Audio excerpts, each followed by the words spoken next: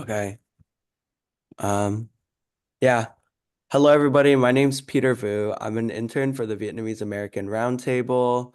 And today I'll be joined alongside Jay, my co-host, Lotus Doe, as well as Isa from the Q Corner.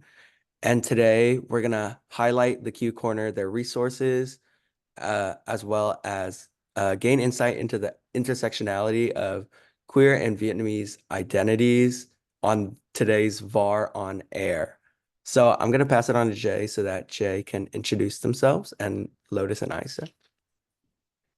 Thanks, Peter. So my name is Jay. I'm also an intern at the Vietnamese American Roundtable. And yeah, that's pretty much it. Lotus and Isa, you guys feel free to introduce yourselves. Thanks. Yeah, I'm Isa Garcia, pronouns they, them, and I'm the management analyst for the Q Corner, and I've been here since March 2020. So yeah, happy to be here. Hi everyone, my name is Lotus and I use he, him pronouns. I'm a licensed clinical social worker, or in other words, I'm a therapist. And I've been a therapist for about 10 years, and I've been very fortunate to be working with Isa and the Santa Clara County on some initiatives and programs around Vietnamese LGBTQ services for about maybe a little bit over 1 year, maybe 1.5 years, somewhere in that range. Cool. Thank you, both for introducing yourselves. We're going to start off with Lotus, since I was doing research on this segment, and I noticed that you are like the creator of or at least you organized the LGBTQ plus Vietnamese glossary, which was really fascinating to me because I've never really seen a resource like that. Um, and I feel like I unconsciously kind of keep my queer and like Viet counterparts separate from each other. Um, so this glossary was really comforting for me. Can you discuss like the impact of language barriers on queer Vietnamese Americans who are looking for mental health support, especially when it comes to expressing such complex feelings about gender and sexuality? Have you ever used this resource yourself, the glossary, when helping your clients navigate conversations? Oh yeah, thank you for sharing some of your personal reaction to seeing the glossary. And I want to give a shout out to the folks that I collaborated with because, as you both know, and as Issa knows as well, and as I'm sure folks know that are listening, the the language in Vietnamese language when it comes to gender and sexuality is evolving and is happening real time, and it is relatively recent too. And so without uh, it would be negligent to create a glossary without community input. And so I want to give a shout out to Hugh at Santa Clara County, also Quinn with Santa Clara County, and Carduz, who's down in LA with Via LA, and then Irene, who is also a therapist. And basically, we're a group of Vietnamese, somewhere on the LGBTQ spectrum folks that have experience working in the community. And then it was honestly a conversation of the most appropriate words to try to most accurately capture LGBTQ experiences. And it took time and a lot of conversation. But I think to kind of echo you, Jay, we all had a similar experience where having the right words to describe our experience and communicate it to other people makes such a huge difference. And so the glossary has definitely been used since it's been created and shared publicly. I work with a good number of Vietnamese clients, and I know that folks that have seen the glossary have also helped spread it.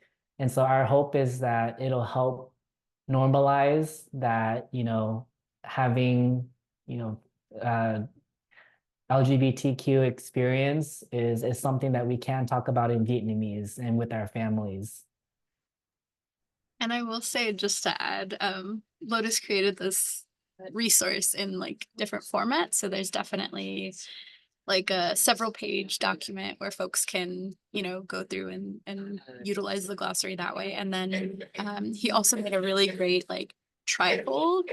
Um, with like beautiful colors and illustrations. So we also have that printed, and we definitely hand that out when we do outreach. We have that here in our drop-in space. And anytime we are connecting with different agencies, we definitely highlight that and point that out and share that, especially within Santa Clara County, where there is such a large, Vietnamese speaking population. All right, yeah. Thank you for that. I think it's really cool that, or I think it's really cool. This is the first time I've seen like this type of resource, especially for like the LGBTQ plus community and especially for the Vietnamese community because like growing up, my parents and I, or their parents even, like they didn't speak much about this stuff.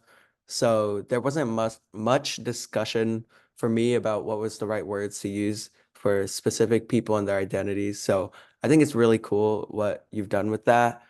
And so leading into my next question, beyond or before I ask the next question, I just want to say apologies for pronouncing your name wrong, Issa. I have it noted now. Yeah. So the next question is, beyond the Viet glossary, what other resources, programs, and services does the Q Corner provide for their queer Vietnamese community?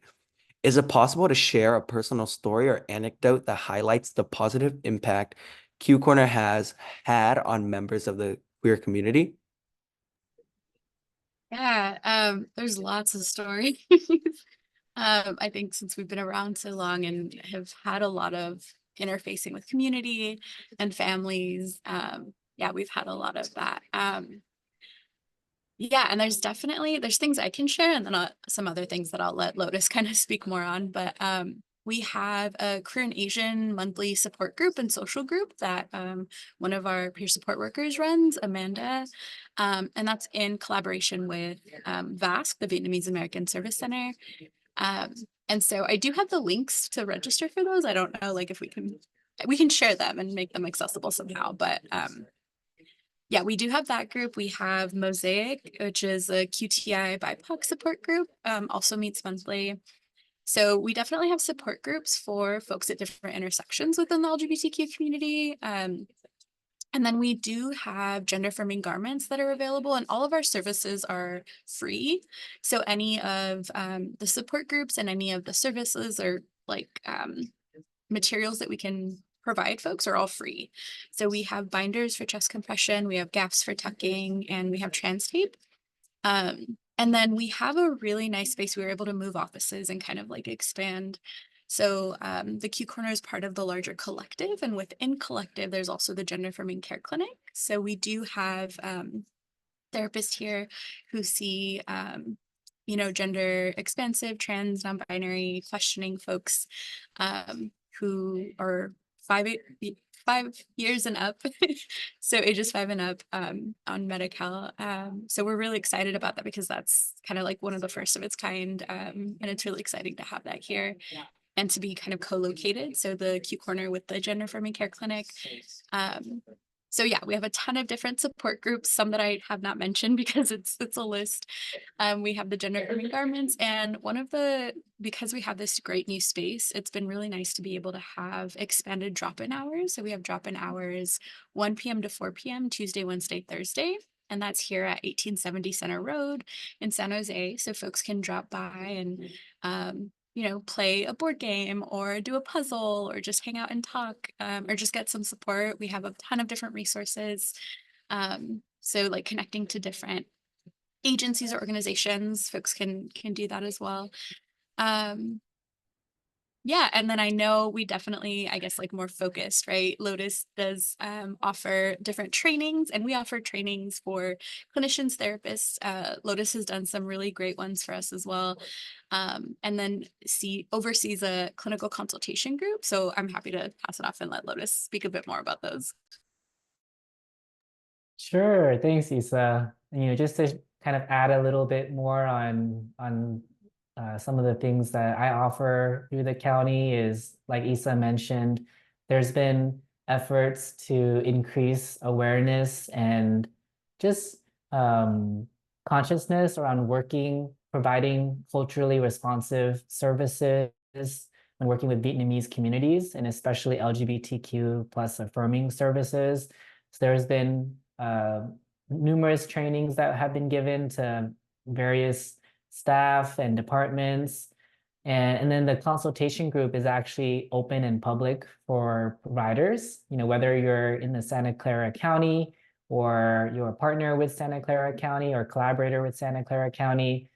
It's a clinical consultation space to be able to talk through different scenarios. Let's say you're working with a client who is maybe, let's say, curious to disclose their sexual orientation or their gender identity to their parents, but let's say there's a language barrier, then we can see how, going into the consultation group, then we can offer resources like the LGBTQ plus glossary, and also provide some tips and suggestions around supporting both the client who may be going through their disclosure process, or the parents, and hopefully both too.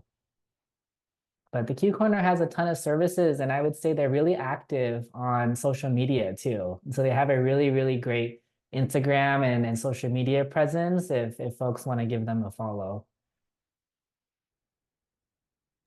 And the handle is just at the Q Corner. If folks are looking for us on Instagram, we do post daily. So, and you can find information about our groups and upcoming trainings and events and things like that.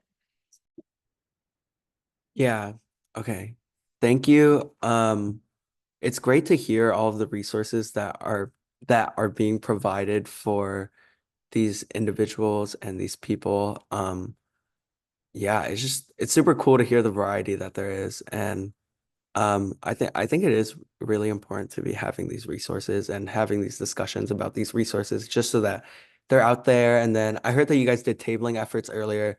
So I think it's great that you guys are putting yourselves out there also. And yeah. And folks, if you guys didn't get their Instagram handle, it's the Q Corner, TheQCorner. Yeah. So my next question is going to be for Lotus, actually. Lotus, how has your Vietnamese identity intersected with your queer identity? And what kind of experiences have you had within your communities, and how has that affected you? Great question. Thank you, Peter. I'll share that my story has a lot of similarities with other Vietnamese Americans, especially closer to my generation, where it was my parent who came over to the US and settled in California. And so, my Vietnamese identity is really shaped by my experience growing up specifically in Orange County in Little Saigon. So I live like just a block from like Phuoc Tho. And so, lots of Vietnamese immigrants and refugees, you could speak Vietnamese all day, every day, and like totally get through the day just fine. And so I grew up really embedded in Vietnamese culture. And, like many folks in my generation, and I think in Vietnamese culture, we don't always talk about more personal identities. And this is a bit of generalization, but Vietnamese culture often, prioritizes the family as a whole, the collective and the community as a whole. And so the emphasis in my family growing up was around just stability, figuring out how to be financially stable, go to school, get a job and work. And so I think a lot of the values that I have growing up came from my Vietnamese upbringing. And it at times caused some friction with my queerness because I didn't realize that I was queer until I didn't have a word for it, but I didn't realize I was queer until I went to college. And I actually came up to Northern California and was exposed to so much more diversity in terms of like race and ethnicity and ways of thinking and living. And so I had this like big aha moment where I realized that I was queer. And for me, as a transgender man, I first came out as a lesbian. And then years later, I came out as a transgender man. And I didn't know how to communicate any of that to my family. It just felt completely overwhelming, especially because my mom, someone that I'm very close to, I wasn't sure how she would react. And so it actually was through my own personal experience that I became really inspired, and I'm grateful to work with the county because helping create resources for the Vietnamese community, especially around language and bridging generations, is very fulfilling and it's really needed. And so when I first came out to my mom, I actually came out using the language. I said, I'm Bede. And, I didn't realize that there was like a negative connotation to it. That was the only word that I knew. And I didn't realize that it was kind of derogatory. And so my mom just like broke down crying and she was like, why would you say that? And it wasn't until later on that my mom expressed to me that she was really sad, not because she wanted to reject me, but because she was worried about my future. She didn't know any other LGBTQ, specifically Vietnamese people. So she was afraid that I would, have no prospects in terms of security and stability. And so that definitely affected me as a young person, but as an adult, I have a lot more compassion for my mother and other parents and family members that are going through their process. And I also have the language now. So I actually shared the glossary with my mom and I was like, look at this, look at what we made. There's actually resources in Vietnamese. And she was like, oh, okay, like Nguyen Yeoi. Okay, she's like, that's you, right? And I'm like, yeah, I'm transgender. I'm Nguyen Yeoi. And she's like, okay. And she's like, people use this, and she had like a ton of questions, but I could see like the gears in her mind working. And so I know on a personal level that these resources really matter and these services matter. Um, and I would say that, in my communities, meeting other Vietnamese folks like you two, Jay and Peter, it's really helpful to hear. It's really, helpful to hear your experiences too, because it makes me know, it kind of confirms for me that I'm not alone and that we're all kind of in this together. Thank you so much. That was really interesting to hear because actually prior to like yesterday when I was working on your scripts and like looking at the glossary, I the only like I guess vocabulary I knew was like bede. And like even then I've always heard it used in like a negative connotation, but like Mhm. I just thought that was because of the very like deeply I guess traditional conservative like values that a lot of the Vietnamese people here have. And so I just thought it was like a neutral word. I didn't actually know it was like negative. But anyways, yeah, that was really interesting to hear about. And it's funny that you talk about like the I guess Vietnamese value of like family and like prioritizing your family because we have a question about that later on, like filial piety. And I'm also this is completely unrelated. I'm also writing my personal statement since I'm applying to colleges this Oh, fall. nice. I'm writing my personal statement about like kind of the conflicting values of like filial piety and then for myself like autonomy, like how that Mhm. surfaces in like my family things like that. So yeah, this is really cool. But anyways, to the actual question, while also doing like more research on what you do, I saw that you consider yourself a gender specialist and that you have a lot of experience in serving a lot of different age groups. I'm interested in hearing about how it was like developing this program for low income adults and seniors who are struggling with gender dysphoria. Because for me, I've only ever had experience with like other people my age in regards to like gender dysphoria and like things of that nature. So, what unique considerations arise when serving this specific age group, and how might it be different from serving like youth? Yeah, great question. And congrats on where you're at and really exciting to see how things unfold for you, Jay. Um, and for me, my experience with working in intergender clinic, specifically for low income adults and seniors. I started my career in San Francisco, and basically when I came out as queer and trans, I went to the Bay Area and then I kind of never left. It's just kind of like where I needed to kind of grow and blossom and find myself. And so when I had the opportunity to work with the community and be of service, I would say that there are, generational dynamics too within the queer and trans community, not just with Vietnamese community, but for folks that are 40 and over, their experiences accessing gender affirming care was really different when they were younger. It basically was non-existent. And so folks really had to learn how to manage and cope with their gender dysphoria without access to healthcare, uh, or they had to access it through the street and or underground networks. And so the circumstances were a bit different. And so for adults, older adults and seniors, there's a level of perseverance, and we know, I think in our community that there's a lot of health disparities as well. And the stress that comes from minority stress. But, adults and seniors really had to navigate different political climate and access to healthcare, whereas young people today, their political climate is it's like a tightrope. Like trans and queer youth are highly visible and also highly targeted. And so, I can't speak on the experience of youth right now, personally, because I'm in my mid 30s now, but I do work with young people, and I can share that a lot of folks are really struggling mental health wise, feeling chronically under attack politically and through legislation. And so it's different. It's a different sort of circumstance that we're living in.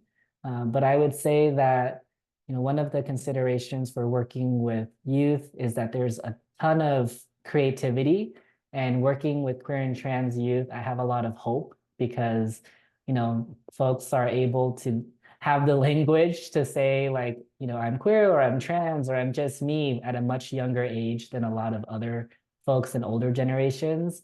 And with that self-actualization and awareness, hopefully we can make space for the next generation to be able to kind of lead and hopefully contribute to a lot of positive change. But, I feel a lot of hope working with queer and trans youth. And, I think that Issa can probably speak to this too a little bit with the work that they do on the programmatic side, service side. I'm not sure if you have more to add, Issa.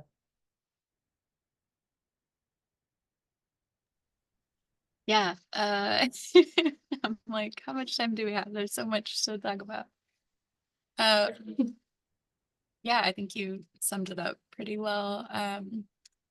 And yeah, I think there's differences. Like there's definitely more access to information and connection and community now, which is nice. And then I think in doing the work, like hearing from folks at different like ages. And I know some folks will talk about age in two different ways within the community, whether like LGBTQ generally or like trans specific, just because like in terms of like when someone maybe comes out or like transitions, right? There's like a different type of experience, but I'll kind of close that out there for now. All right, yeah. Thank you for both of your responses to that. The next question I have is specifically for Lotus. So, Lotus, filial piety or like doing your parents or doing things that your parents would like for you to do is or Hugh plays a major role in Vietnamese culture. How do Vietnamese values and beliefs such as filial piety sometimes conflict with LGBTQ plus identities, and how do you help clients navigate this tension? Yeah, I know earlier you said that it's also not just specifically Vietnamese culture and just like it's deep rooted within the community. So if you want to talk about that also, that would be great. Yeah, I can share a little bit. This is a great question. And I actually think Jay worded it really well around, personal autonomy and feeling empowered. Sometimes can be at friction with or at conflict with Hugh or filial piety. And so I can share that in in my experience and what I've seen with other Vietnamese LGBTQ plus folks as well is, oftentimes in American Western culture, there's this sort of coming out narrative where it's sort of like a big announcement And it's like, and there's this assumption that it's like a one-time thing, and then everyone, the whole family structure has to shift and adapt, to the, and kind of encompass the person in terms of who they are. And in my experience, that coming out proclamation can sometimes be in conflict with Vietnamese communication style. I'm not sure about Jay and Peter, the both of you, but my family, like we're quite passive in our communication style. Um, uh, and things that are talked about are more surface level. We don't always really talk about kind of more individual things, individualistic things. And so things can be in conflict when it comes to Vietnamese American experience, because you're not only growing up in your family's Vietnamese culture, but you're also growing up in the greater context of American culture. And American culture is more individualistic. And so it creates conflict. And how I try to navigate my clients, my Vietnamese LGBTQ plus clients through this is I encourage them to explore what their personal values are and make decisions based on their personal values, because they can have a choice. For one person, their choice may be, you know what, it's really important for me to have my parents and family along with me through my gender transition, even if they continue to misgender me and use the wrong name.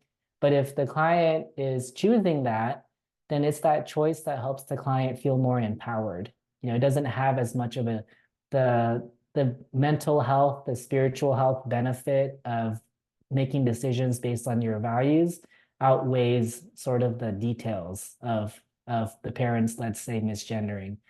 But let's say in another case, if a parent is misgendering and it's deeply hurtful and triggering the client's gender dysphoria, then the client may say, you know what, I love my parents, but I just can't tolerate it.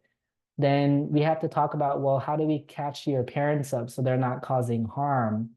And at the worst case scenario, if the parent is unsupportive, outright unsupportive, then what does that look like for you? Does that mean you actually need to create some distance from your family? But in my experience, the value of family is so deep within Vietnamese culture that most of the time some kind of compromise is possible. But there are those sort of rare, unfortunate scenarios where sometimes it's not, and it's actually more hurtful to stay in contact with your family, especially if they're not supportive. But I would encourage folks that are listening that if you're navigating things with your family and your disclosure or coming out process, do what feels right for you. There's not a one size fits all for everyone. And you have to deal with, you're living your life. And so, whatever works for you that's how I support my clients. Thank you so much, Lotus. That's like all the questions we've had for you today, but I was actually really looking forward to the segment, and I actually prepared the script and the questions, and it was really great to hear your opinion on all of these things. I feel like this was like the first time I've ever, I guess, met like a queer Vietnamese person who also specializes in like mental health. And so I feel like mental health is something that is not really addressed much in the Vietnamese community, much less like gender and sexuality and things of that nature. So this was really great. But Isa, our last question goes to you. We're just wondering, for listeners who are interested in getting involved, what opportunities are available to volunteer, donate, or engage with Q Corner, and what are some goals or initiatives that you guys have to continue to empower the queer community? Yeah, thanks for that question. We unfortunately don't have like a volunteer coordinator, so we get asked this a lot and just don't have the capacity to bring on volunteers the way we would want to. But we are hiring for a part-time bilingual harm reduction project community outreach specialist. So if folks are interested in that, there's definitely info I can send, and maybe we'll be like in the caption or somewhere for you all. But folks can apply by July 1st, and there's info there. If folks are available, or like have the ability to donate, we can take donations through our Valley Health Foundation. So I have a link for that too that I can share. And then really just with upcoming events, I would say follow us on Instagram or Facebook, or go to our website if you're not, active on social media. Social media is the best way to keep up to date. So Instagram, Facebook for upcoming events. But yeah, there's always things in the works. Okay, cool. That basically closes like our segment. Peter, if you had any like last comments, or if either of you had anything you wanted to say. Uh, no, I just want to thank you guys for your time again and for being here for this important segment. Yeah, thanks so much for having us. Yeah, thank you, and happy Pride Month. Happy Pride Month. Okay.